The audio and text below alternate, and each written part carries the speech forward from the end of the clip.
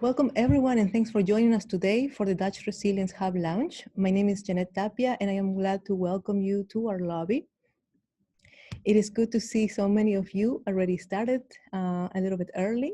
If you will be sharing today highlights of this meeting on social media, we invite you to use the hashtag Dutch Resilience Hub. We will have cameras on for the lobby so that we can see each other. I think a lot of us have been disconnected because of the pandemic, but glad that we can bring together some of us on this event. So we will close our video to avoid distractions when the presenters are doing their presentations, but glad to see everyone here. You are as always encouraged to network and interact with others, even in the lobby. So we find that entering your name and your organization may help others that could be interested in exchanging with you find you. So if preferable, you can also skip this step and just remain anonymous and participate as a listener. But if you'd like, you can change, just make sure that you add your full name and what organization you come from so that if someone wants to reach out, they may be able to do that. We're glad to see so many people joining on different time zones. So we appreciate the effort of clicking with your calendar, even if it's a little bit far away. It's good to see so many familiar names on the crowd, and I'm glad to join. If you have a mobile phone on hand or another web browser, we also ask you to please open up the page menti.com, as we will be using it to engage with you during the presentations. We also ask those who can please keep your microphones off, because there will be quite a lot of us in a little bit, and we want to make sure that we don't get any external sounds.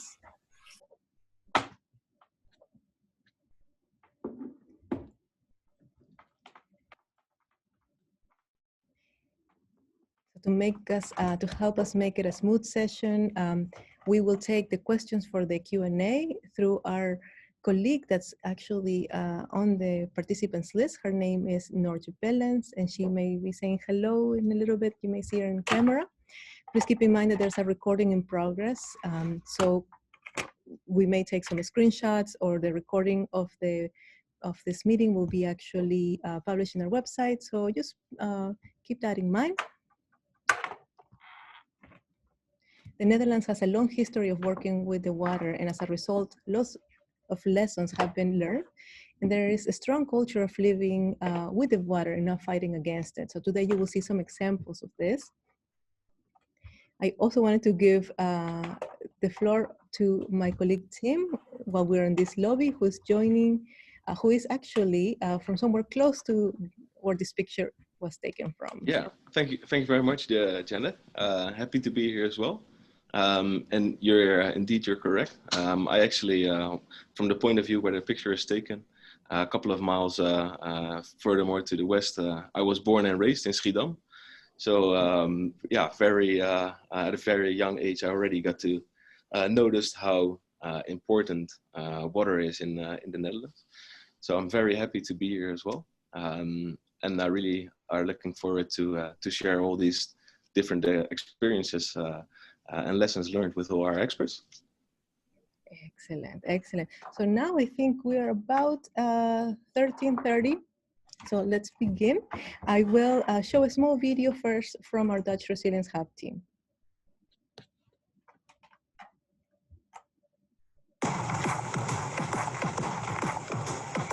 It's the capacity to withstand climate change stresses, to bounce back from disasters, adapt and mitigate, to become future-proof, and to create memorable places in the present.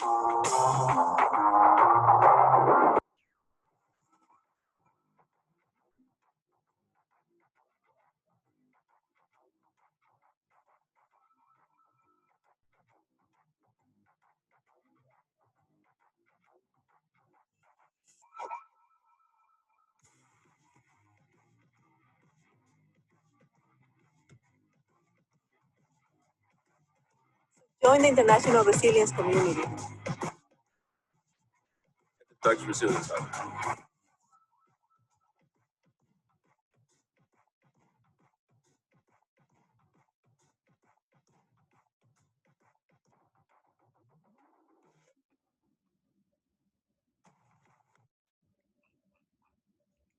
Excellent. So without further ado, we welcome everyone to the Dutch Resilience Hub Lounge. Today, we thank you for joining us as we launch this platform that unifies Dutch organizations and their partners abroad on the common challenge of building resilience together in cities, coastal communities, and rural areas.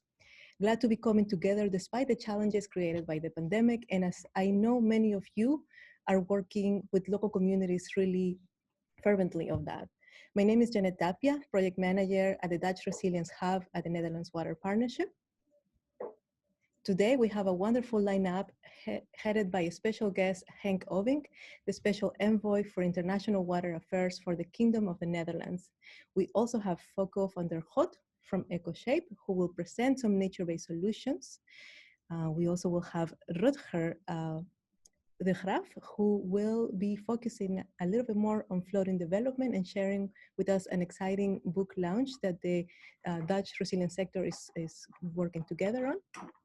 We will also follow with Nahuel Becan from Becan Davila Urbanism, presenting a water-sensitive sustainable mobility master plan in the state of Oaxaca in Mexico. And we will follow with a wonderful presentation by Tjita Nauta talking about the work of the Altares in Myanmar on an applied integrated flood resilience strategy. And we will follow with my colleague Raul Glotzbach, who will talk about the Netherlands Water Partnership and the collaboration with the World Bank on the topic of coastal adaptation in West Africa. And we will finalize with Yara Bax, my colleague also at NWP, who will give us a glimpse on the European Green Deal call. As we may have mentioned during the lobby, we will be using the page menti.com to interact with you after each presentation. So have your phone ready or an additional web browser handy so that you can engage with us also on the questions after each presentation.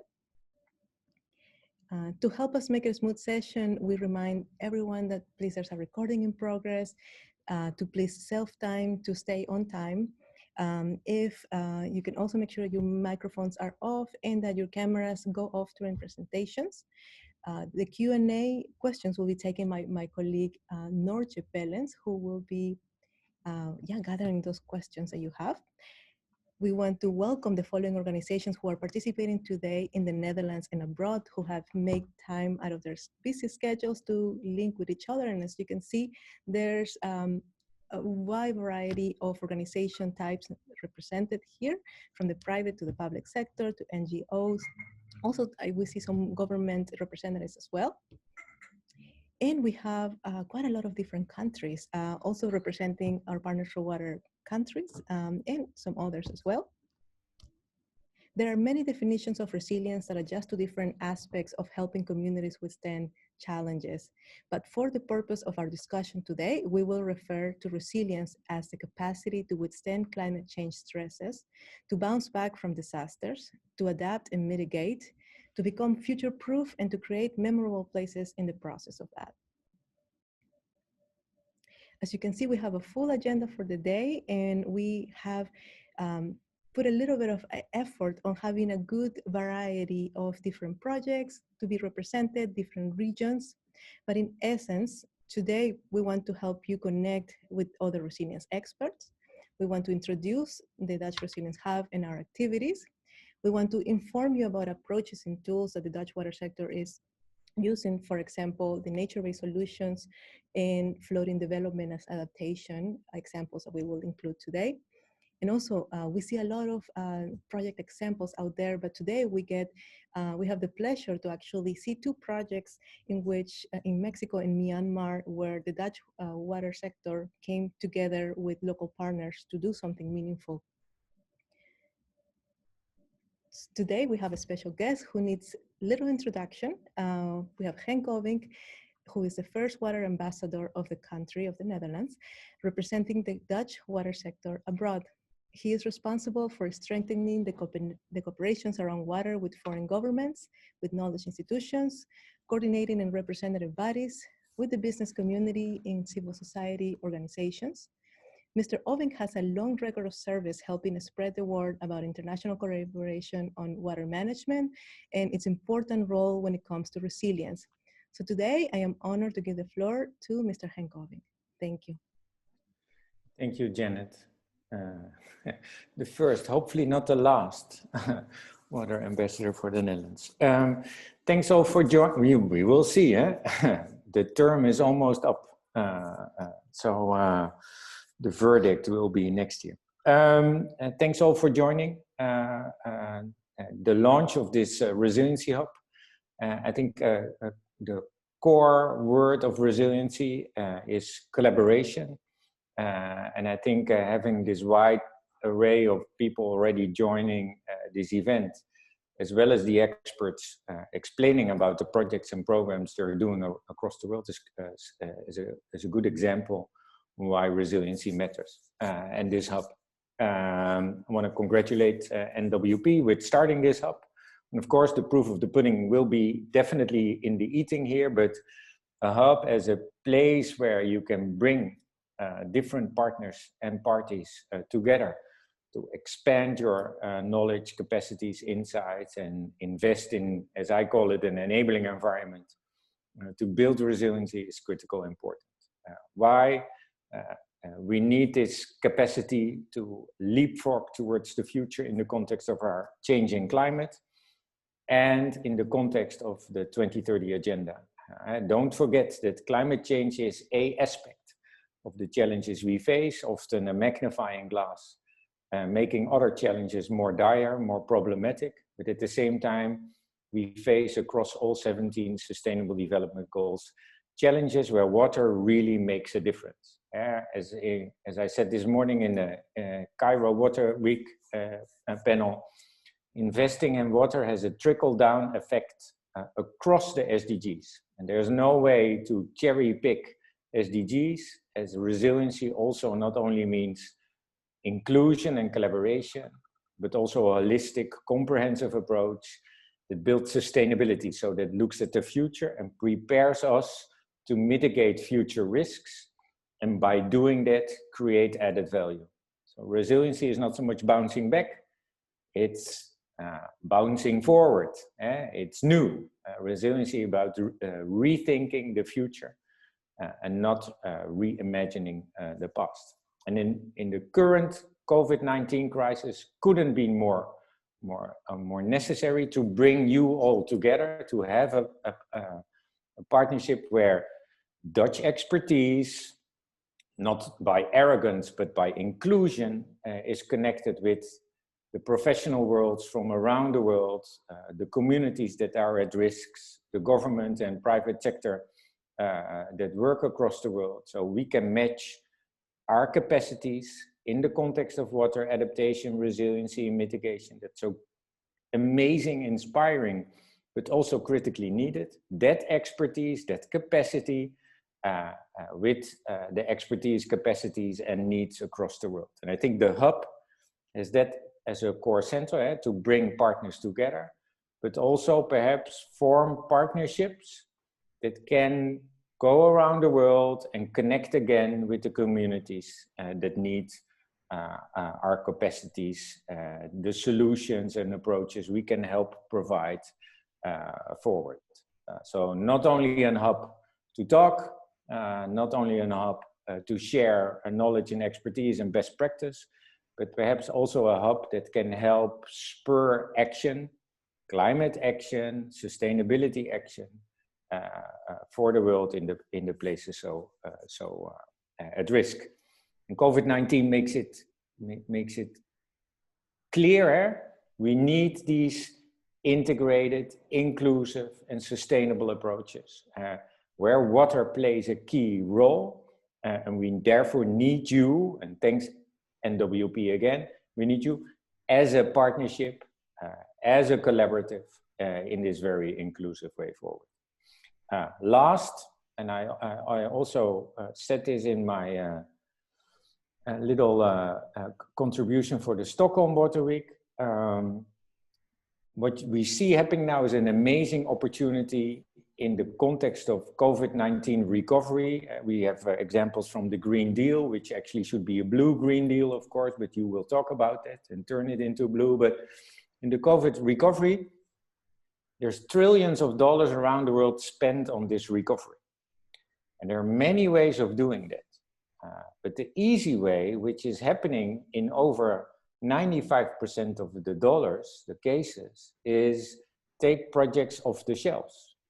And it turns out that around the world, those projects are not the projects that make us more resilient and more sustainable.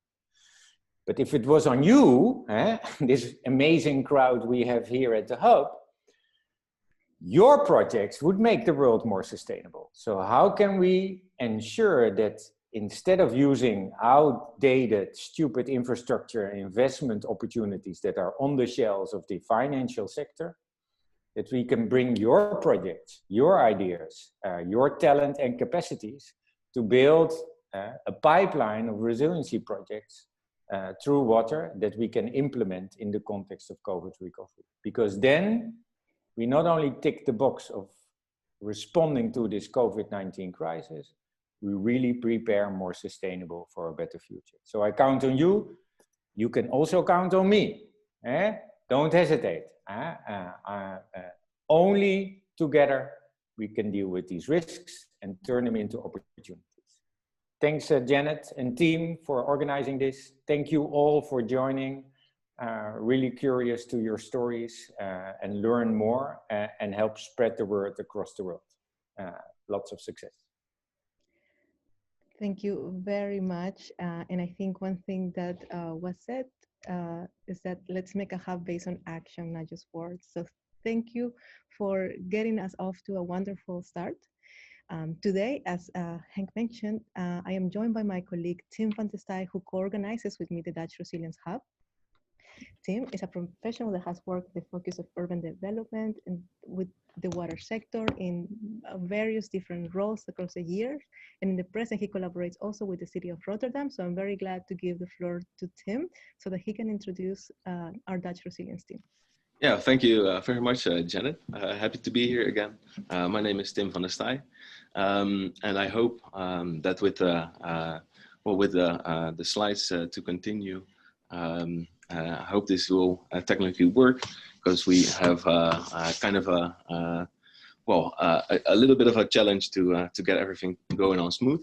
So our Dutch Resilience Hub, we have a lot of people working related to resilience, as we've seen all around the world, and as Henk already stated, resilience is becoming more and more of an urgent and pregnant matter that we need to solve today.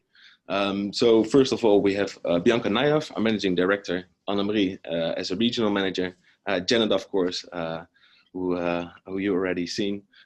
Jara also is joining us since a couple of months. You will see her later on. And Anita, well, we have a lot of support of Anita as well. So we can go forward, and please do not hesitate to contact us if you like to know more about the team or about us as NWP. But for the time being, yeah, I like to push it a little bit forward, because as we all recognize, and everybody undoubtedly sees the severeness of climate change and the importance to adapt, we strongly emphasize on creating these resilient communities, cities and coasts. And therefore, not only to spread out the word, but also to accelerate these ambitions, but most likely also the projects to become, to be realized. As NWP, together with all these Dutch organizations, we're working on the Resilience Hub. We are redefining the organizations into a platform. And with this platform, we can also connect to the various partners abroad. Whereas together in cross-cultural collaboration, we can learn from each other, exchange ideas, and actually develop and implement resiliency within the local context. And that is exactly what Henk also emphasized. It's very important to do this together, and to make sure that it's a multiple way street. But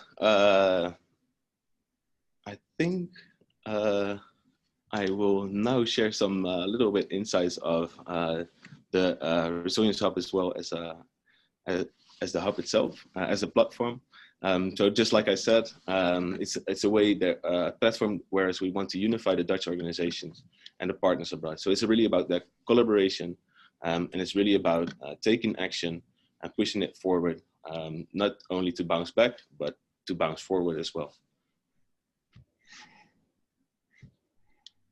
And then, of course, the question is most important for organizations. So what do the firms gain to join this hub? Well, first of all, with this platform, we can discuss and have a good sustainable dialogue about the most important and the most pressing resiliency topics. With that dialogue, we can then further on start to exchange our knowledge and experience and come to the best solutions that are at hand. Furthermore, in extent, because since it's all about working together and collaboration, it's very useful and it's very much needed to start to collaborate with different parties and different partners all over the world and to create that desired ecosystem. Within that ecosystem, we will find updates and opportunities related to challenges, but also to solutions. And therefore, we will give you, as a platform, we can give you the latest insights on the latest opportunities. And most of all, it's also for the international promotion of not only organizations, but also a more important projects that actually work. And one of the examples of this international promotion is the Dutch Resilience portfolio, where I will briefly talk a little bit later on, but I also have to manage the time. So the biggest question is, how can you join? There are two different ways. First of all, as a resiliency partner, but also as a Resilience Hub friend. And we can go, if you have any questions about it, you can directly ask it later on, because since of the time, I would like to press it a little bit forward.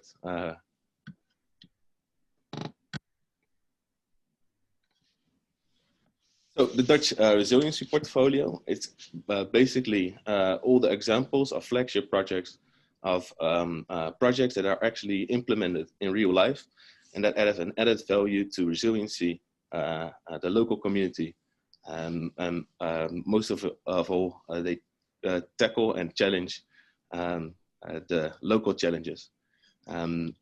What's most important is the cooperation with the Dutch resiliency sector and the local parties involved. And I think you covered it all. Okay. Yes, excellent, Tim.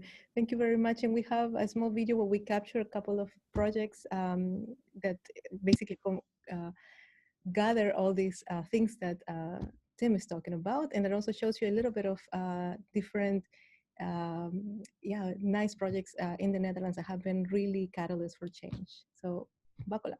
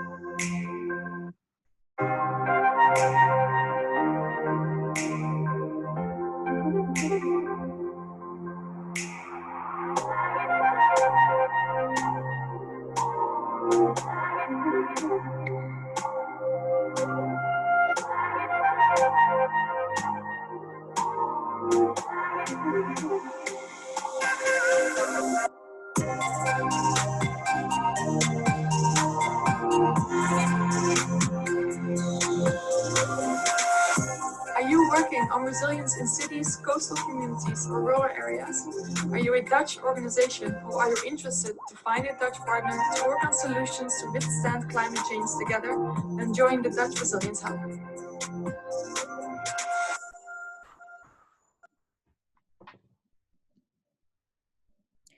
Excellent. Thanks so much to Tim for giving us such a good introduction. I would like to now introduce our first speaker, who's Foko van der God. Foko holds a master in environmental science from the University of Southampton, and since 2007, he collaborates at Poscales as a hydrodynamic project engineer. In this role, he has worked in various large international dredging projects, such as the Khalifa Port Project in Abu Dhabi. Currently, FOCO is on behalf of Fiscalis, part of the EcoShape management team that coordinates the Building with Nature program. Today, he will be sharing more about this program with you all. FOCO, the floor is yours. And I will stop sharing so that you can. Yes, thanks. Excellent.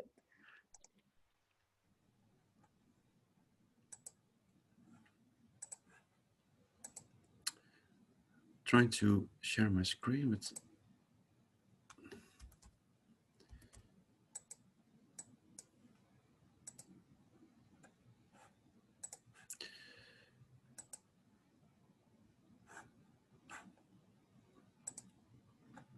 somehow the pop-up nothing pops up when I try to share my screen. So Let's try to again. I think I just made you co-host. Maybe some of the settings have changed. We did a rehearsal 30 minutes ago, but this yeah, little bit happened. So that's usually the case, huh? That when you really have to do it, then it doesn't work.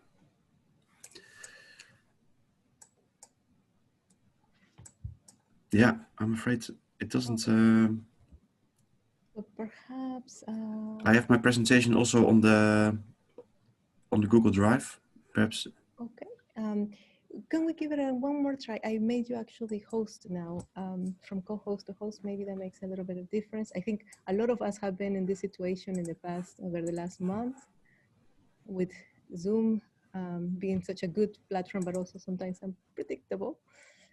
Can we give it another second now? Yeah, I'm afraid it doesn't. So I will go ahead and good thing that we have a plan B. But while I load your presentation, perhaps shall we go to Rutger to see if we can still do the next presentation while we get your PowerPoint figured out. Excellent. So we will then have the next presentation by Rutger from Blue 21. Excellent. And to give a little introduction, Rutger de Graaf is a water pioneer with a track record of sustainable innovations in both academia and business. He's a civil engineer, entrepreneur, and researcher. And he has a PhD from TU Delft, where he studied innovative technologies in governance processes in urban water management to reduce vulnerability of cities. He's now director and founding partner of Blue 21, and today he's here on behalf of Blue 21 to talk about flooding development, as well as a book that he is launching in collaboration with several members from the Dutch resilience sector. So Rutger, the floor is yours. Thank you very much, Jana. Thanks NWP for inviting me. The title of my presentation is The Blue Century on the Horizon. And why did I choose that title? Because I think the way how we deal with water in the next 100 years will be very important and will make the difference for future generations. I'm a civil engineer, but I spent a big part of my PhD also working on governance and design. And I also think that's very important, that we integrate technology with sociology and governance and also design in order to come with integrated solutions. One of the innovative concepts I've been working on with Blue 21 now for 14 years is development of floating cities. And floating cities is not the only solution, of course, but I do think it is important to see it as part of the Delta technology toolbox. So in the Netherlands and also worldwide, we have different technologies, different solutions. And I think floating urban development can be a valuable addition to this instrumentarium of Delta technology for many urban areas and coastal regions worldwide. And why is it important? If we look to the next couple of decades, we see that 60% of the cities still need to be built. So it means that the total size of the cities will more than double in the next decades. And we're talking about billions of people moving towards urban areas which are predominantly located along the coast. Then looking to 2050, we're dealing with sea level rise, of course, 2100, even more, also more uncertainty there. If you combine these things, you see that the areas that are rapidly growing are also the areas that are very vulnerable to flood risk. And already 50% of the global population is living within 100 kilometers from the coast. A problem which is less discussed, but also quite urgent in my opinion, is the future land shortage. What we did with our team is to look at different processes, urban development, population growth, land scarcity resulting from biofuel, but also deforestation in bigger cities. We developed different scenarios, and in our medium scenario, intermediate scenario, our conclusion was that we will be facing a land shortage of 22 million square kilometers already in 2050. And that's land area that we need predominantly for food production, but also for biofuel for growing cities. And well, it could be more than that, could also be a little bit less, but the trend is quite clear that we're facing this land shortage. And 22 million square kilometer, just to give you an idea, is the same land mass as the total size of North America. So that's the space we need for different functions that we don't have.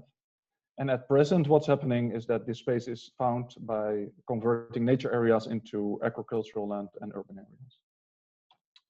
So where can we find the space? I think that if we look to the planet from a different perspective, we see that we're talking about planet water, we're not talking about planet Earth.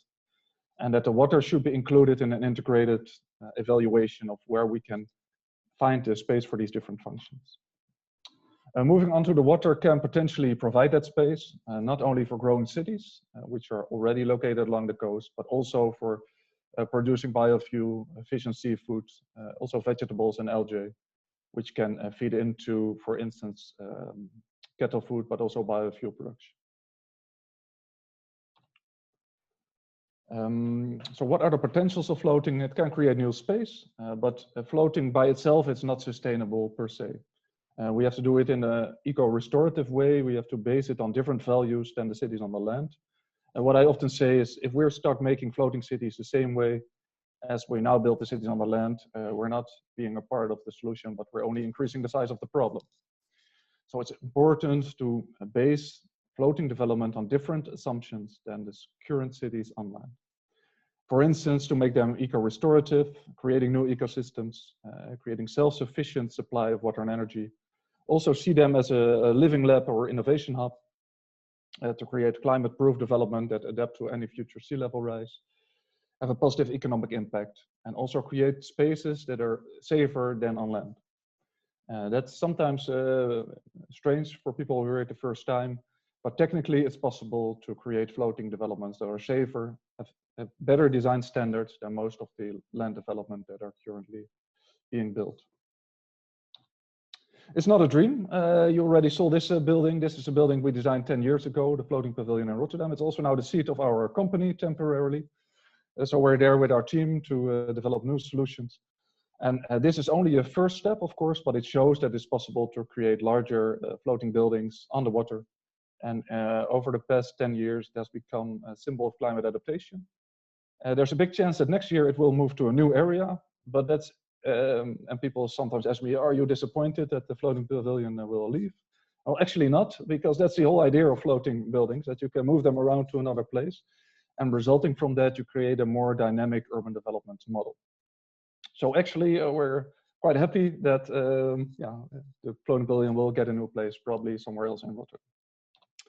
Here you see some building construction pictures of how it's made. So it's not only a dream, we're already in the making of the dream. This is another project in Delft that we're involved in, 6 families that designed their own house. And what I like most about this project is that the citizens, they became the owner of a piece of water. So they're not owner of a piece of land, but of a piece of water. But also that they designed and developed the project entirely themselves, with some help from experts. But actually, they designed their own house. So there was not a project developer involved. And this is then the result. What's also interesting is that this project combines water storage with housing. So it's a symbol of multiple functional use of space. We're working on floating solar. This is a project we realized last year together with Waterschap Rivierenland near Nijmegen. It's a flexible solar system built on a water retention pond. But also the floating solar panels can revolve with the sun to increase the energy yield. These are some of the tests we do with Marin in Wageningen for larger scale development in maritime conditions, simulations in the wave basin, to look at all the forces and displacements. 1 minute left. Yeah. Impact of floating structures, water quality, we're also studying that. And of course, the governance is very important. We have the Blue Revolution Foundation to, with governance experts, also study the transition. And a big conference that we organized last week, Paving the Waves conference with partners from all over the world. Was also quite interesting. Which brings me to a very important one, the 5 capacities of resilience. And the first 4, threshold capacity, coping capacity, recovery capacity, and adaptive capacity, were actually part of my PhD thesis. But when I presented that, Henk Oving said to me, you actually forget one. You should add transformative capacity. That's very important. So we added the 5th one. And that led, and here you see some pictures to illustrate it, that led to a new book, Climate Resilient Urban Areas, where we have Dutch, but also international experts from different backgrounds, technology, governance, design, also more sociology, bringing their view together on climate resilient urban areas. So I think it's an interesting example of the Dutch, but also international expertise in working together and bringing these different perspectives together, engineering, but also sociology, design, and other, and both scientists, but also local professionals. And I think that's quite unique to have all these very different people working together on a book. And we're quite happy. It will be published probably next month or somewhere in the beginning of December. So I'm happy to, well, this is a kind of the first announcement of the book. So yeah, if you're interested, I invite you to have a look at it and to keep posted about when it's published. Thank you very much. If you want more information, you can always contact me or find more information on our website. Thank you. Thank you very much, Rutger. And is it possible also to share maybe the link to the book in the chat? Yeah, I think, yes, I think it should be possible. Yeah. Excellent. And Rutger, I will. You have to make me host again to be able to share my screen. I will stop sharing my screen. Yes. Excellent. Okay. Excellent. Well, thank you very much. And excellent. Now I will share, but thank you so much for giving us such a good overview, also with a tangible example that we can see in Rotterdam, which I think is fantastic to be able to see it. You know, we can talk about transformational adaptation, but what a good way to just see what's possible in the future to see in it. So now, for those that have your mobile device, your phone, or another, maybe an iPad or another browser, if you can go to menti.com, we are going to be showing a question there, which is, in your region, in which of the following uses will floating development help the most? We have housing, office space, emergency shelters, for example, recreation. We see some floating pools in some parts of the world. Student housing, event space, and others. So we will be keeping this on, so feel free to chime in. And now I want to have the pleasure to present Foko van der Got with his presentation from EcoShape on building with nature, which is a topic that we're all interested to hear. Foko, the floor is yours. Thank you very much, Janet. I hope you can hear me clearly now, and thanks for sharing my presentation. And also thank you for NWP for inviting me to tell you something about our Building with Nature program. Next slide, please. Thank you. So we see, with regards to climate adaptation and climate resilience infrastructure, we see that there's a global trend and global interest in an approach which is called nature-based solutions. There are many organizations in the world, multilateral organizations or governmental institutes that work on knowledge development with regard to nature-based solutions. The World Bank, the EU, UNDP, and many of these organizations, they state that nature-based solutions are the way forward for creating sustainable infrastructure and creating climate resilience infrastructure. For example, the World Bank calls nature-based solutions a cost-effective approach for disaster risk management. And the European Commission states that nature-based solutions are designed to bring more nature and natural features and processes to cities, landscapes, and seascapes. And these innovation solutions also support economic growth and create jobs and enhance well-being. Next slide, please. However, despite this interest and this enthusiasm about the concept of nature-based solutions, we see that implementation and upscaling of this concept is seriously lagging behind. And the question is why? Why is this? Next slide, please. And that's because nature-based solutions are inherently different than the traditional engineering approach, the traditional engineering solutions. Nature-based solutions are dynamic instead of being static structures. They are multifunctional, they're innovative, so they're new, and they require fundamental knowledge of the local and of the local context.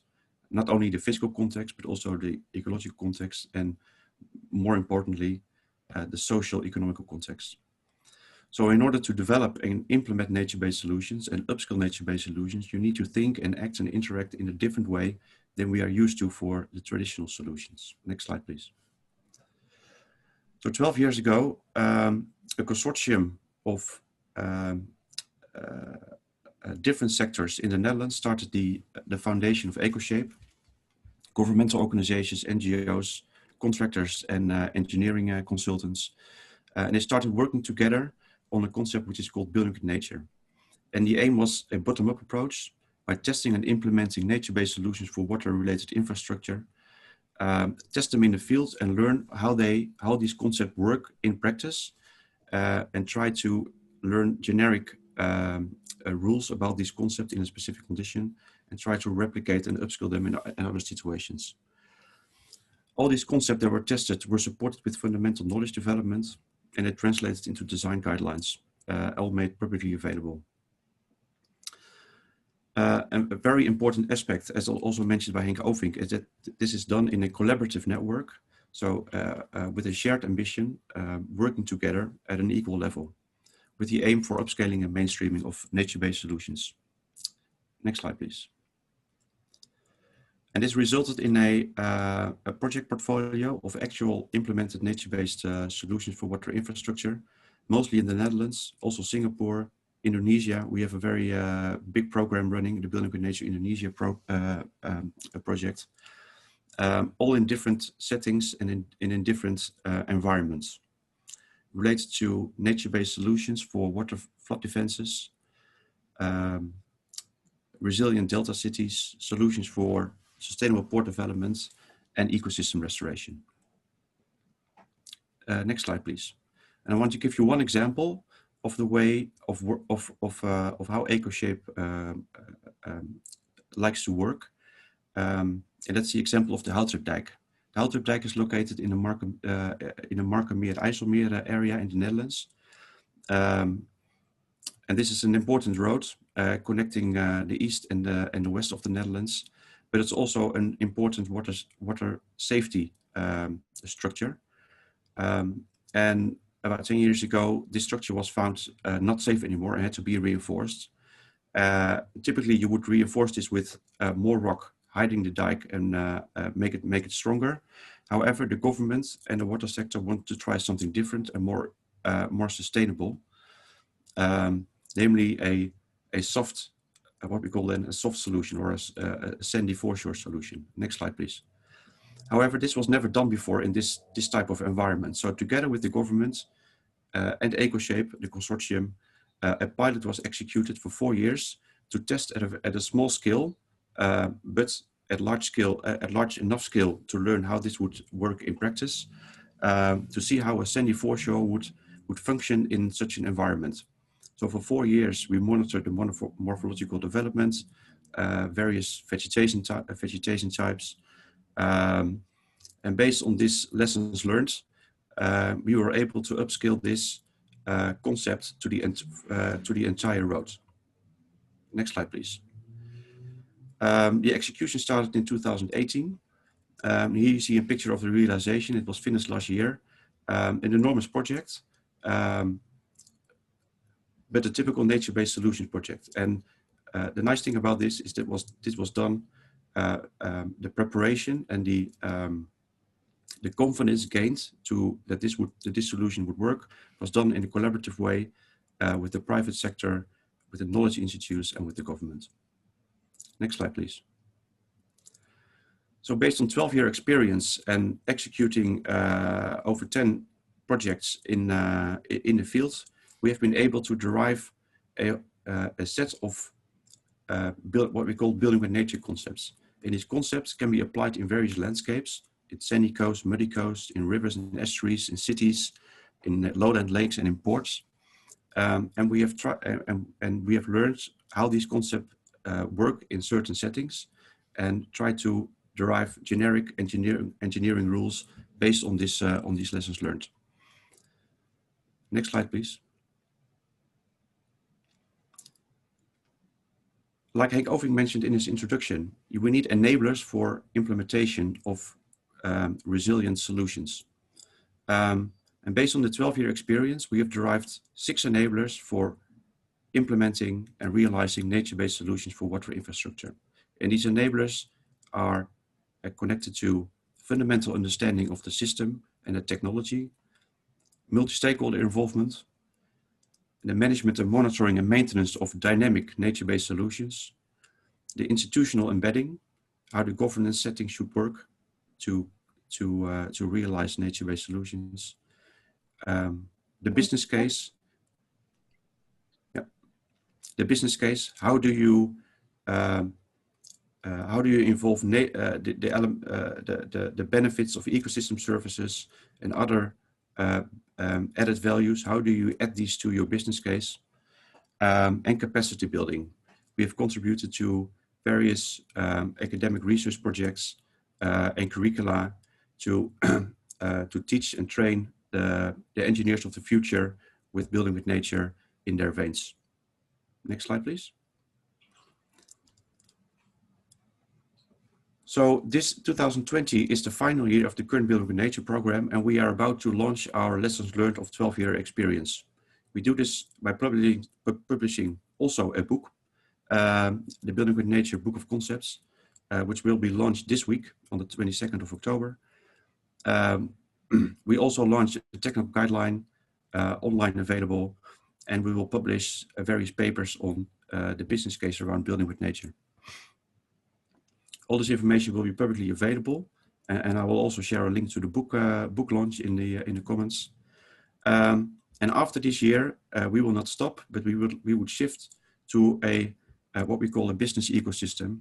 So we are inviting, and this is also an invitation to the audience here, organizations with a shared ambition who wants to create nature-based solutions at scale and mainstream the concept, work together on realizing these concepts, connecting science and institutes and practitioners and communities in this business case environment, in this business ecosystem environment.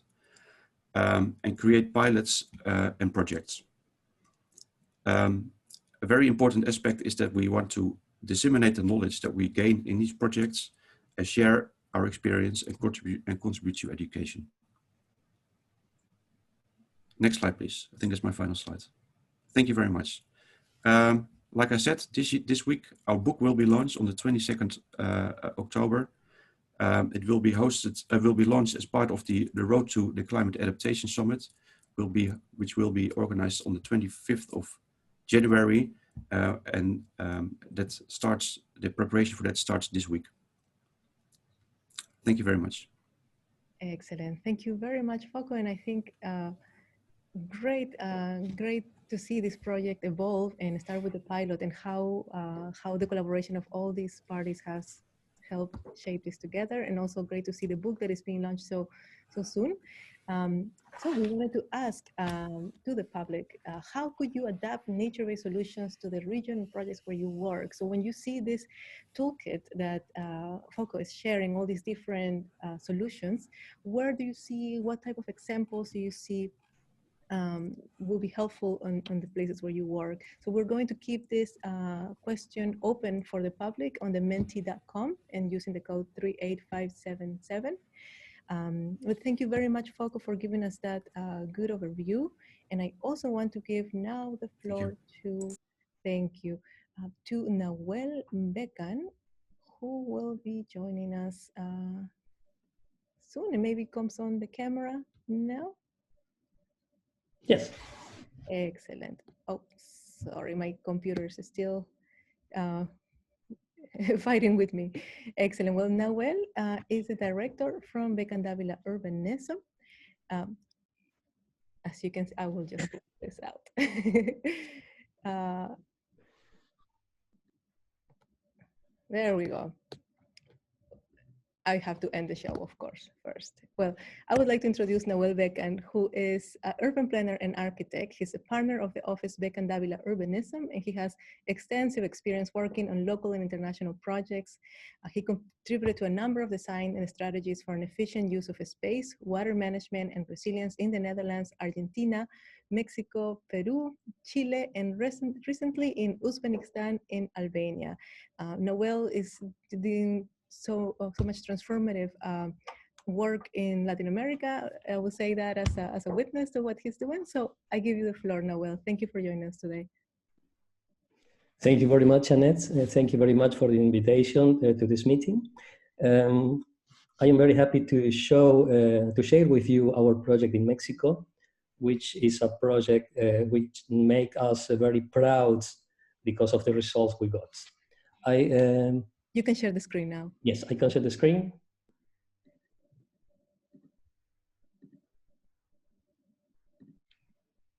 Can you see it? We can see it. Excellent. Okay, thank you. We are an urban planning office specialized in the design and development of sustainable strategies, which make possible better cities and better lives. Our team brings together different disciplines, including urban planning, landscape architecture, archaeology, hydrology, urban mobility, among others. I would like to show you briefly some of the projects in the last time, in this crazy year of the pandemic. We are busy now in Argentina with a project in the Delta of Argentina, an urban strategy, and space investment and strategy in Uzbekistan. We organized a webinar about women, winter, and urban life for Mexico and India. We make a plan to recover Rio Suquía in Argentina, and we are now preparing our proposal for the World Urban Parks Forum in Albania. And now about our project. It began in November 2019, when our consortia, living with my company and the offices Deltares and Mo Mobility, got the assignment to make a comprehensive master plan for Calzada de la República in Mexico. This project had a principal goal to transform this boulevard into an innovative space for the city. The project was given by RFO in the Netherlands and the Ministry of Infrastructure and Urban Planning in Mexico. Our work included all the preliminary studies and also the design, and just only in 3 months. Calzada de la República is located in the city of Oaxaca de Juárez. It's a very important corridor for the city. There are 4 corridors, and Calzada is one of them. It's almost 2 kilometers long and almost 25 meters wide. Calzada, in its current situation, faces several challenges to work on. The most important are control the excess of oil water, control motorized vehicles, enhance the urban image, and strengthen the efficient use of the green spaces. We based our design in 3 pillars: resilience, mobility, and governance. Also, the design was supported by a strong participation of different stakeholders. In a very short time, we organized 8 design workshops. The first one in order to gather information, and the last one in order to verify our design. This participation process was as important as the master plan itself. Our partner, Deltares, used the system adaptation tool. This is a tool in order to get measures for climate adaptation, and using these measures, we adjust our design, our definitive design. Our partner, Mo Mobility, because well, it's a lot of lack of information. They has to contribute to these projects, making a traditional on-site counting of traffic, of volume, meaning tracking all the vehicles for destinations and origin. The final result of the master plan is an intervention of the street from facade to facade of 25-meter wide, like I tell you. Our proposal consisted in an activity street. For this, we create 2 car lanes, bypass at the sides, and complete remodeling of the sidewalks with continuous green spaces. We improve the urban image by increasing green areas and providing new urban equipment. Our design also rescue public space and promote synergy between the land and the neighborhoods around Calzada. In a whole, the design is a resilient motor. This is because it reduces the heat stress and harvest water in the public spaces. To complete this motor, we proposed also ideas for the private space. Some images from the current situation of Calzada now and the transformation for a boulevard during Monday until Friday.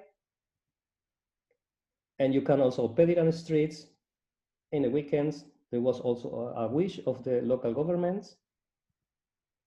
The current situation and the transformation. Some reflections about the project. You need a strong counterpartner. This in order to make quickly decisions, because we had just only 3 months, and we need some the counterpartner make a very quickly decisions about the process of the design. We need also a strong client. RFO was our client, and we are really very happy with the role of RFO because they was deeply involved in the project, constantly keeping clear communication with me as project leader and of the rest of the team and the local partners. It was fantastic. Also very important was the communication between the partners of the team. In 3 months, we are able to adapt our methodologies, our 3 different methodologies to a single one. It was also we're proud that we did that. Another lesson is the knowledge from the Netherlands to a counterpartner. I believe it's necessary to include in our work plans a capacity building stage in order to be able to transmit the Dutch knowledge to the local partners. And the last one but not least is share your passion about projects. With this, I mean to seek deep understanding about the goals and the local ambition of the local partners in order to find the right solutions. And this does work. 1 minute left. Yes, I didn't tell you before, but Calzada de la República is actually the cover of a river, the river Jalatlaco, a very important river in the city, a very historical past. Following our resilience philosophy, we make a design with the idea in mind of recovering this important river. And this is what a resilient motor means. To start the engine in order to recover and rescue the landscape for the city and for the citizen. Thank you very much. Thank you very much, Nahuel, and a very beautiful story of cooperation in Oaxaca. We really, this is one of those projects that we really look forward to see how it will be implemented. And we can already see actually on the follow-up actions that it's already having a really positive impact on the region, and that the footprint and the vision is really something that's influencing the next steps. Thank you very much, Nahuel. And now we take it to the Mentimeter using the code 38577 to ask from this wonderful project, the Calzada de la República project, which topic address you find the most relevant to your work? Because we have a nice crowd of resilience experts now. So we have put as examples, floating solutions, the public space activation, the participatory process that Noel describes, and the heat stress solutions. We also wanted to acknowledge that this is definitely also a sustainable mobility project because it has all the feed pad, all the bike components, and the heritage and cultural spaces recovery. So we will let it run so that more people have time to put their inputs. But now I would like to give the floor to Tejita Nauta, who is regional manager for Asia in Deltares. Thank you very much, Noel. Jutta has a master's degree in environmental and wastewater engineering at Wageningen University, where a lot of people in the crowd are from. And he has over 30 years of specialist consultancy experience, a wealth of knowledge. This includes integrated flood risk management, master planning, water quality, and integrated water resource management studies with an emphasis on the stakeholders' participation process from inland and coastal water systems in numerous countries worldwide. Today, Tejita will be presenting an ongoing project of the World Bank and RBO, the Netherlands Business Enterprise Agency, or RBO, who Noel mentioned as well, and an integrated flood resilience strategy for Yangon, Myanmar. And at this time, Jutta, if you could turn on your camera, we can see you. Excellent. And the floor is yours. I will stop sharing my screen.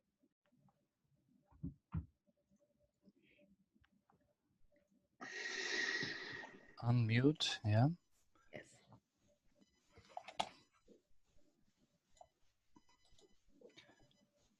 You see the screen? Not yet, but maybe there's a little delay. It should be there. Yes. Oh, the other one is still sharing. Ah, okay. We are. Now I can get it. Excellent.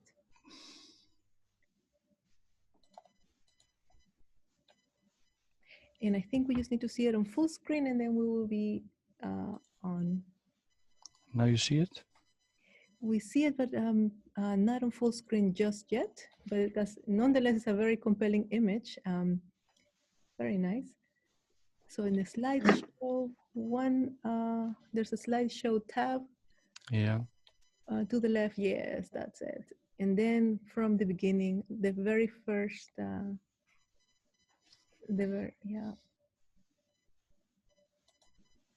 very first option on the left. Yeah. The one above, the little button above. Yeah, that right there. Excellent. I think now we will see it on big screen, but I think sometimes for Zoom we have a little delay on what we see. Let's do it again.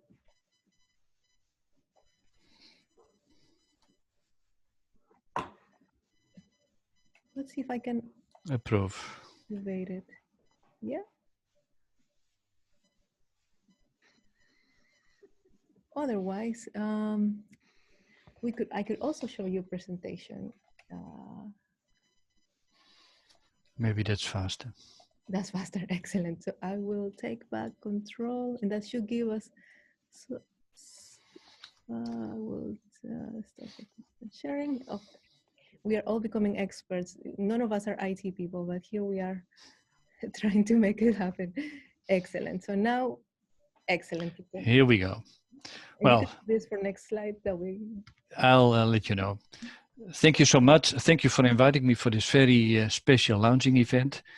I'll talk about a coastal city in Myanmar, dealing with both the upstream, the riverine conditions, and the downstream, the coastal conditions.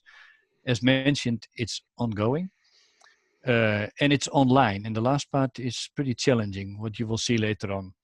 We work together with other projects, UK-funded projects on sustainable urban drainage, and Dutch-funded projects on water security and on flood modeling. Next slide, please.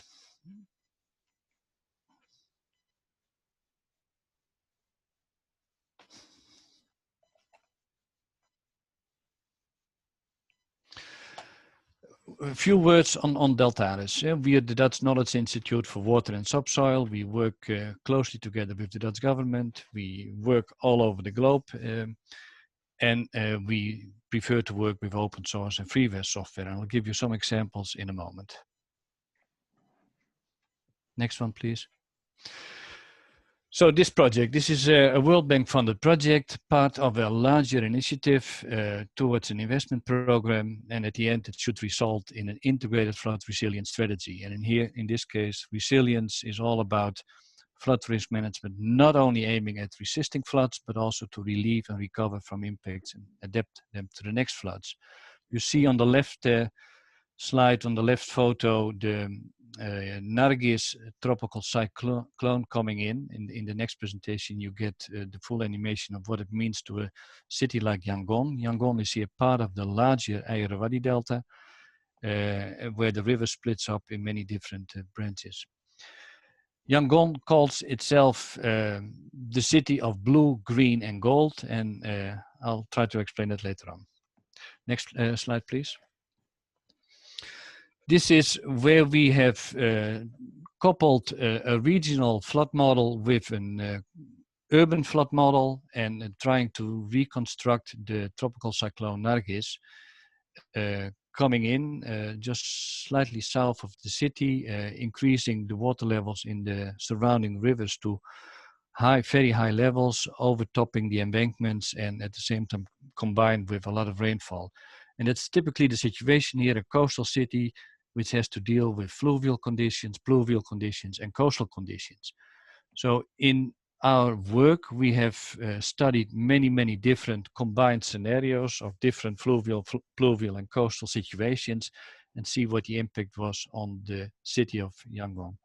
Next slide, please.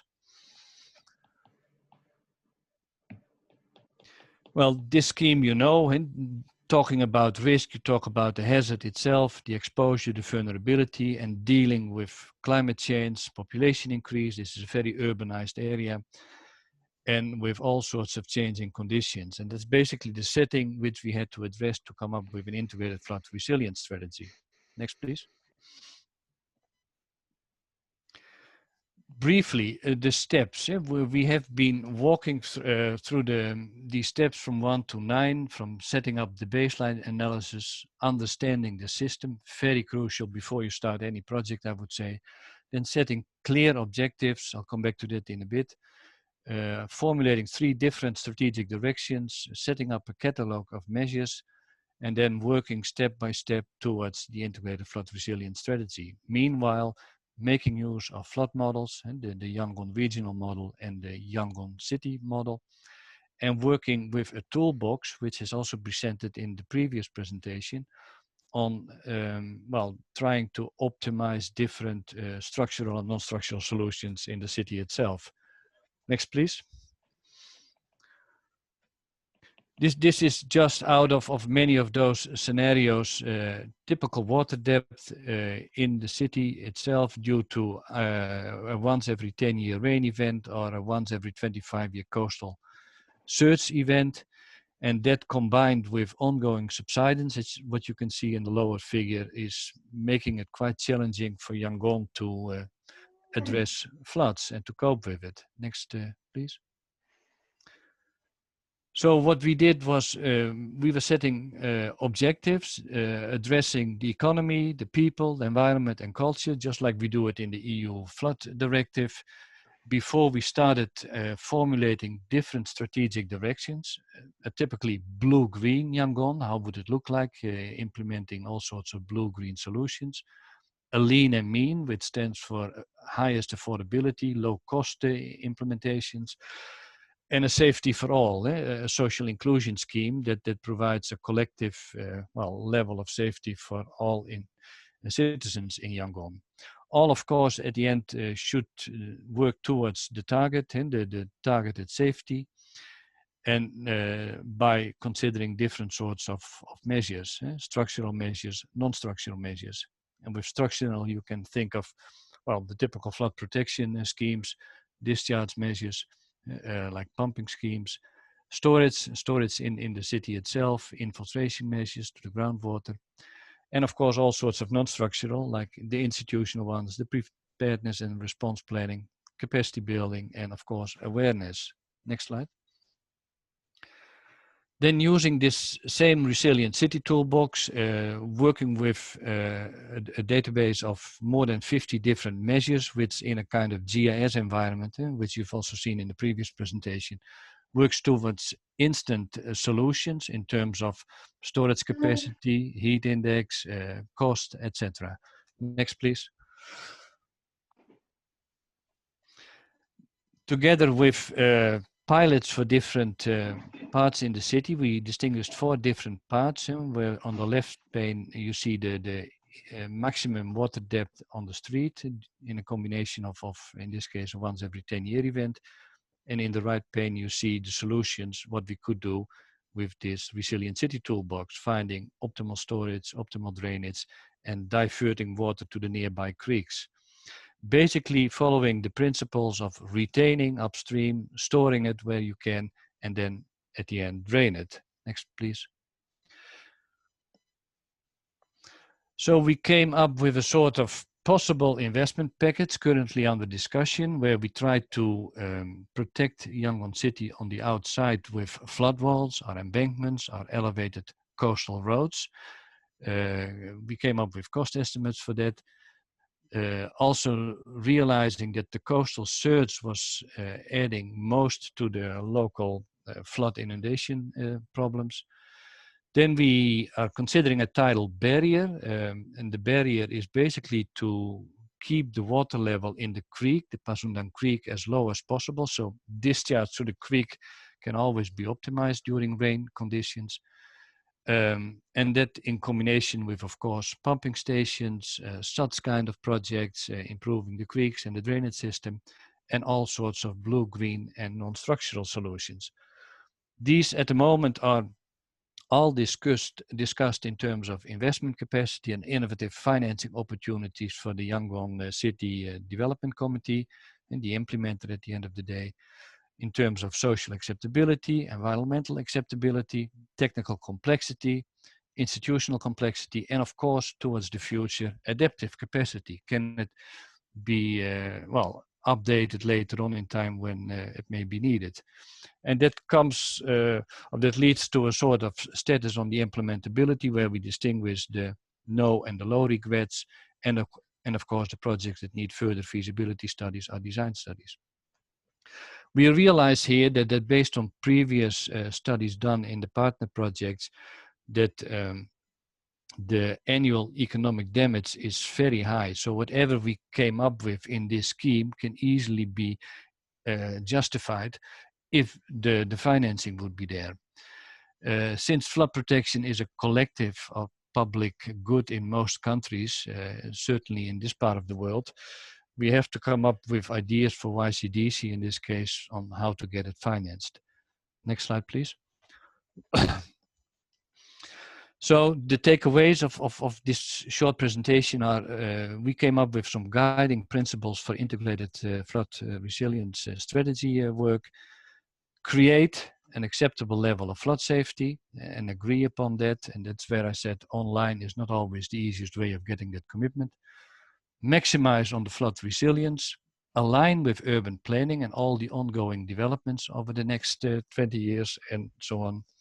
Synergize with planned developments and work with work, as we call it in the Netherlands. If you have to make a new toll road, whatever, you can also combine it with all sorts of flood protection works. Adopt local specific approaches, and that's where the strategies come in. Where should we focus on the blue-green? Where should the focus be on the maximum affordability or on the social inclusiveness, etc. Start both big and small. Big means in this case the larger structural works to protect the city with, for instance, embankments, and the smaller ones are all the smaller ones you can do on a street level, a district level, etc. Well, prioritize, of course, but it's obvious on the no and the low regret measures. That's already what you could start off with. And optimize your planning horizon, realizing that many of these investments have a lifetime of 50 to 100 years. And this study was only requiring us to come up with a plan for the next 20 years. We already are warning them, look ahead, things are changing in time. Sea level rise becomes a bigger issue after 20 years than in the first 20 years, these sorts of considerations. We also keep on realizing that floods disproportionately affect the vulnerable communities in a city like Yangon through direct impacts, increasing morbidity and economic impacts. So you have to keep your attention to these vulnerable groups in a city like this. And of course, whatever you do, maximize on the co-benefits for the people, the economy, the environment, and the cultural heritage, and the beautiful cultural heritage of a city like Yangon. Next slide. 1 minute left. And that's actually where I would like to stop, and thank you for your attention.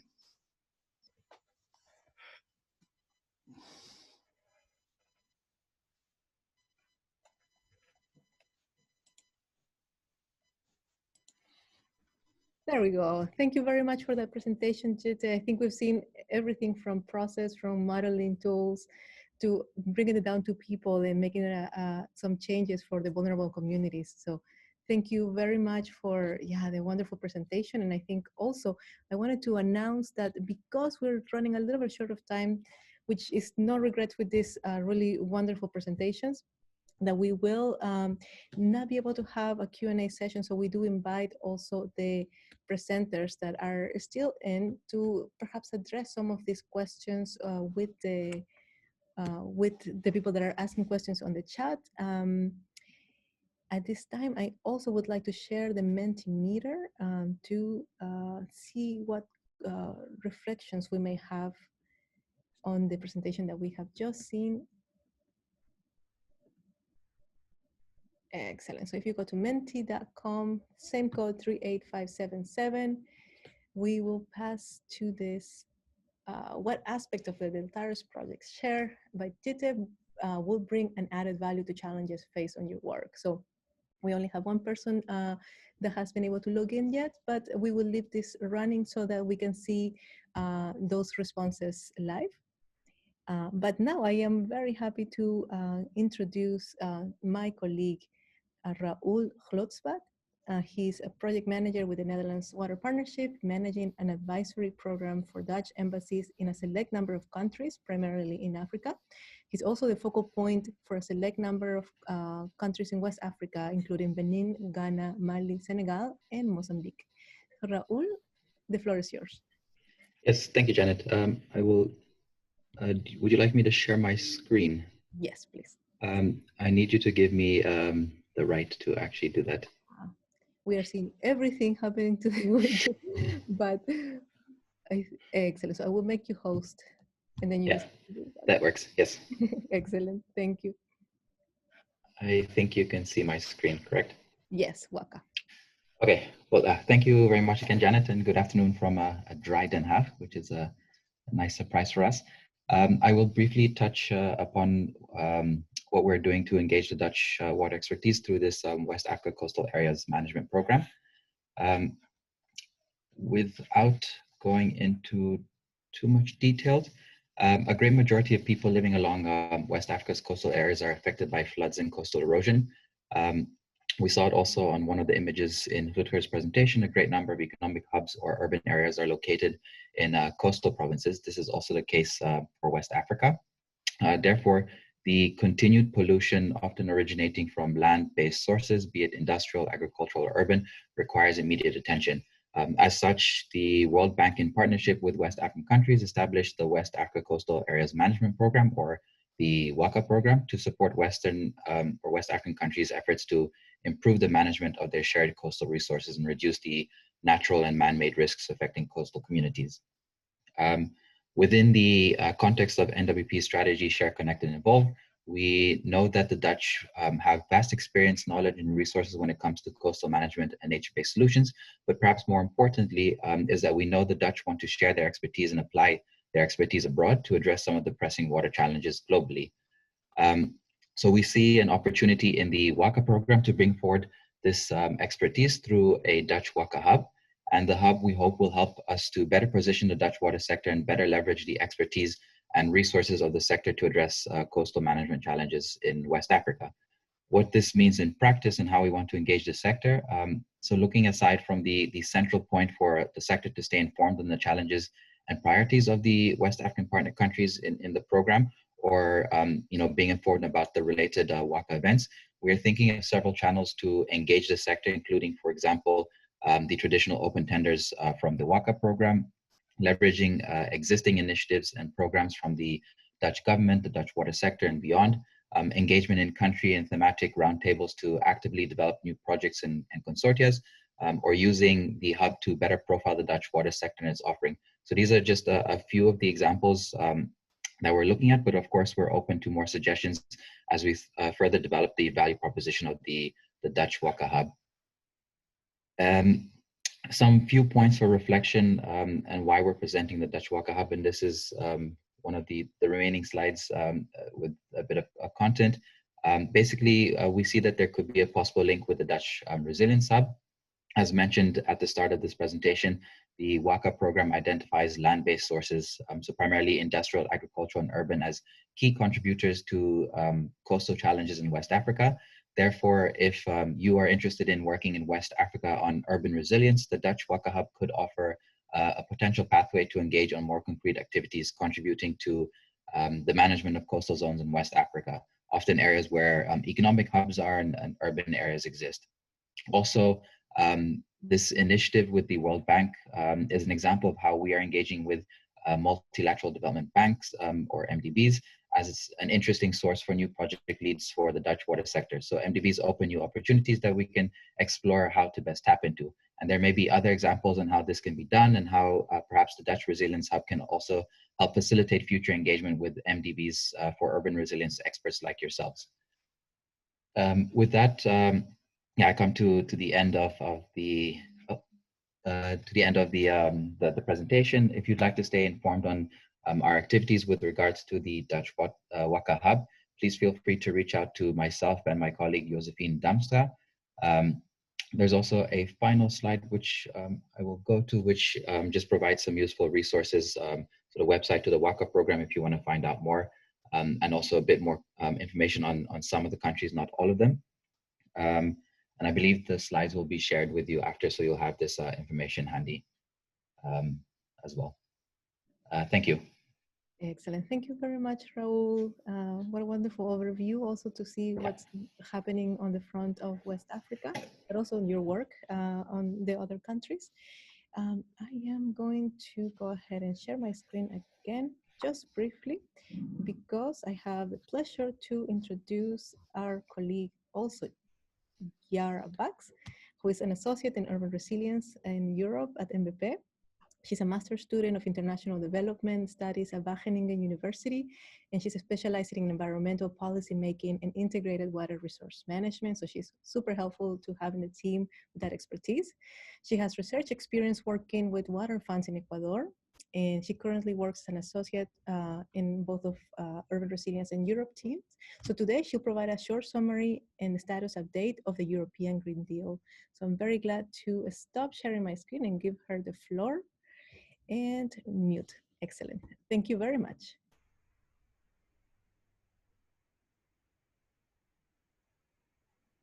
Yes, perfect. Thank you very much, Janet. I hope everyone can already see my screen, otherwise I'll hear it. So yes, today I will be quickly sharing the main content of the European Green Deal, which was first presented in December 2019 by the Dutch politician Frans Timmermans, who is the Vice President of the European Commission for the European Green Deal.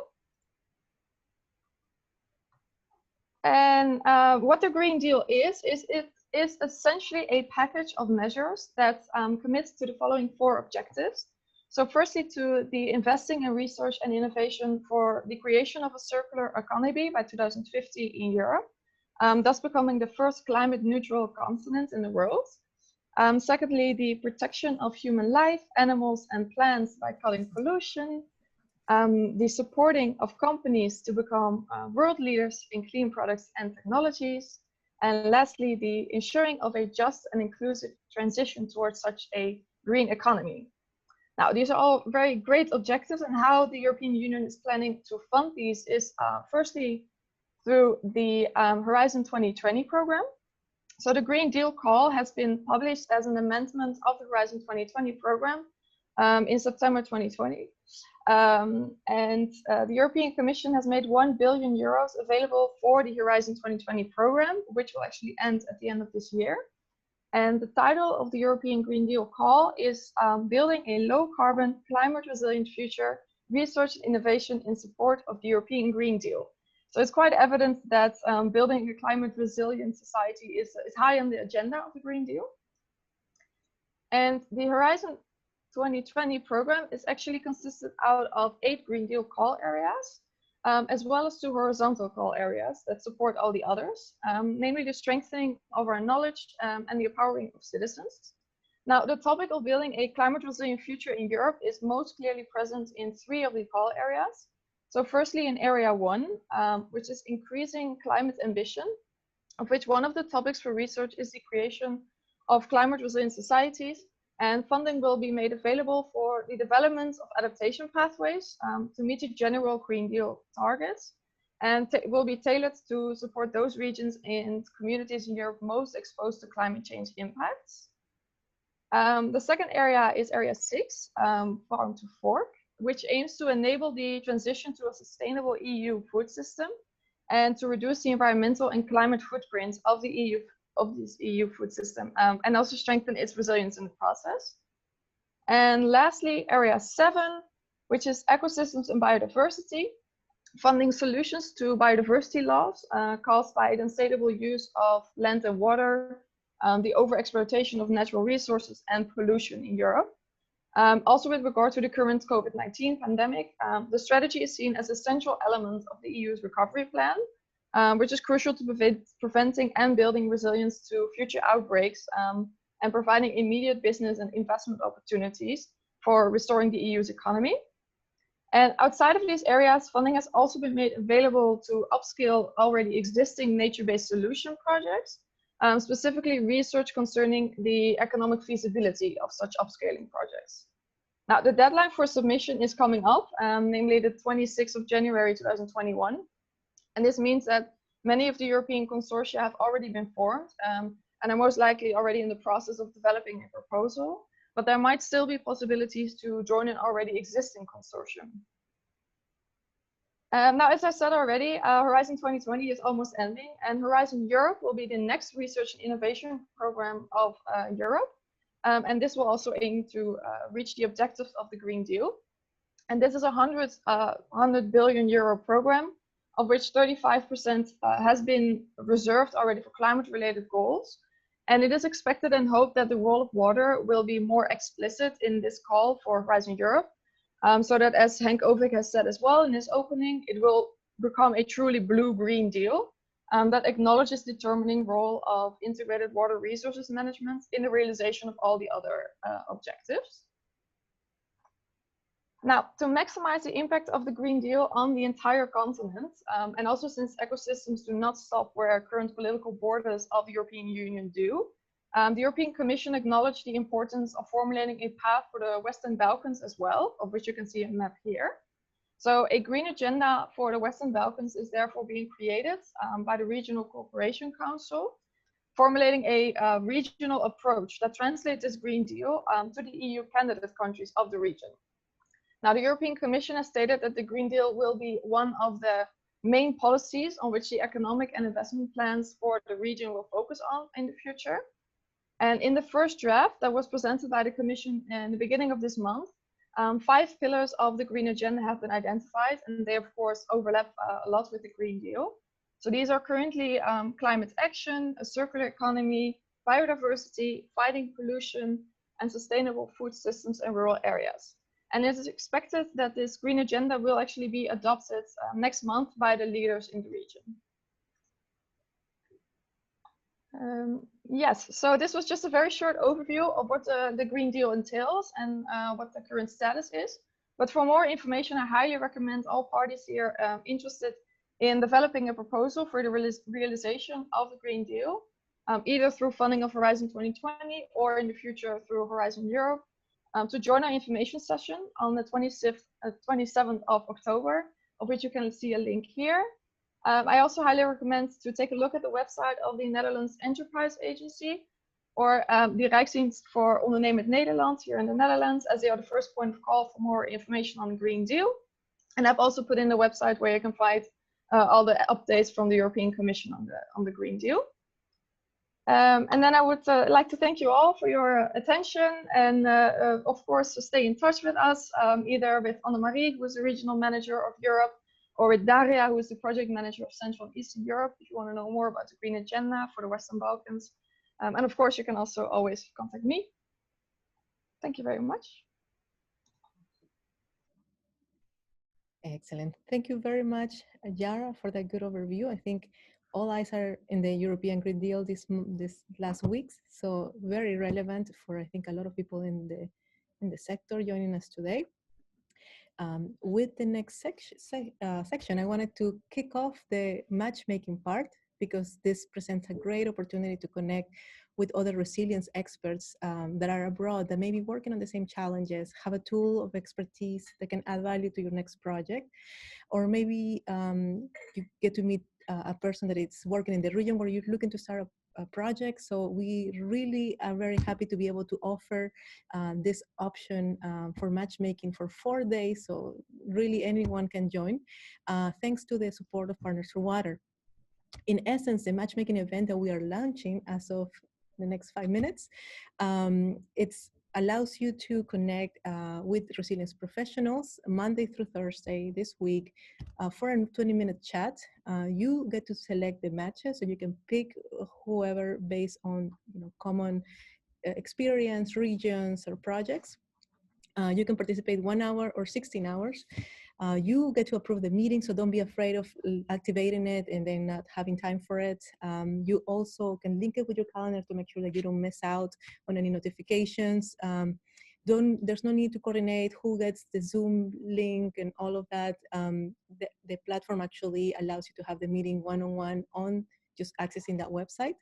So we hope that you can join. And this is the link, which actually is going to be shared by my colleagues. And maybe a lot of you already have been able to access it. We will keep it open for the next 4 days. You go to this website to register. And sometimes you can even just do it through your LinkedIn profile. We encourage you to introduce yourself and your organization, as you may be talking to people that have maybe heard very few things about your firms. We encourage you to share your latest projects so that gives a little bit of background on your work. Perhaps you're working on common challenges or common regions, so these are some of the things that we encourage you to talk about on your matches. And perhaps find if you have some synergy of work, if your work is complementary, if you can go along together in maybe some projects. So keep that in mind when you are having these dates. And we also encourage you to set up a follow-up because it's 20 minutes where you can get a little bit of an idea on what the profile of the other firm is. But welcome to exchange numbers, emails. As you can see, this was actually from this weekend, but we see that the numbers are growing. So you have a lot of representation from different countries. Also, you can select by relevant experience. So for example, if you're focused on nature-based solutions, how great that you have 47 experts that you can talk to talk about different tools or projects. If you go to the website, you go to agenda, and the day of your meeting, you just go to my agenda and you see when your meeting starts, you push the green button and then you get right away connected to your date in this case. So good luck with those matches.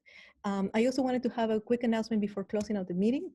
We have mentioned before the Dutch Resilience Portfolio. We have a website, a web page on the NetherlandsWaterPartnership.com website. And at this time, I wanted to announce that we are gathering all kinds of examples, but especially at this moment on the topics of stormwater infrastructure, machine learning, and AI for water projects, coastal adaptation, and resilient port development. So if your organization is doing doing projects in these lines of work, and you are a Dutch organization, please feel free to log in and not log in, but just visit the website and submit your entries for the portfolio that will be representing basically the Dutch resilience expertise. And if you are not a Dutch organization, but you are working on that, on those topics, still contact us, because it's always good to see who we can match you to and where we can help add value to your projects, and vice versa, of course. And finally, I wanted to thank, along with Tim, for you joining this presentation today, this meeting, and we hope that this is a fruitful event, that you had to learn a lot from the sector, and also that you have fun on the matchmaking, and that it is a very productive session. And I don't know if Tim wants to say some final words to wrap us up. Yeah, thank you very much, Janet. You did a wonderful job. You're mute still. Still mute? No. No. No, I'm not on mute. Okay, well. Sometimes I'm plugging. Can you hear me or not? We can hear you. Yeah, Oh, muted okay, sound is okay. good. Yeah. Oh, okay, thank you. Oh, I just want to thank you very much, Janet, for moderating this session, and of course all the experts. We do want to thank you very much for all your input. I'm really happy to see all these different solutions and projects being implemented in real life. So for everybody who is listening, do not hesitate to contact us and make sure to join on the one-on-one meetings. So thank you very much, and Janet. Again, you did a wonderful job. So let's stay in touch, everybody. Thanks, everyone. And we will leave the chat open in case you're in the middle of catching up or anything. We will keep it open for 5 minutes so that you can get acquainted or reconnected. Thanks to all. Thank you, Janet. Yeah, thank you. And also, I meant, we always like to finish by seeing each other's faces now that the presentations are over. I think it's always nice to see who's connecting from the other side of the world, but are working on the same topic. So wonderful. Really thank you, Janet. Thank you, Tim. Good job. Thanks so much. Good job. Look forward to connect. Thank you. Thank you. Thanks. It's also great to see some names that maybe we haven't seen in a while because of Corona and everything. So really great to see that we can use these tools now to stay connected despite the challenges. And I hope everyone's teams are doing well regardless of what's happening with the pandemic. And maybe some of you are working even extra to help sustain the communities that are going through these difficulties. But also thanks to our team from NWP. Maybe not everybody's on the pictures, but we have even a lot more people from the events team that were really collaborating on this with us. So I wanted to thank all of them, because at NWP has not been only our team. Everyone really chimes in. We even have people from the Latin American team helping out. So really thankful. And have a good rest of your day. For those that are starting your day, I see some people in the USA, in Mexico, in the Balkan region as well. So maybe in some parts it's already almost time to go home. So, or if you already are in quarantine, staying home. So yeah, we'll have a wonderful rest of your day, everyone. And with this, we close this session. Thank you very much.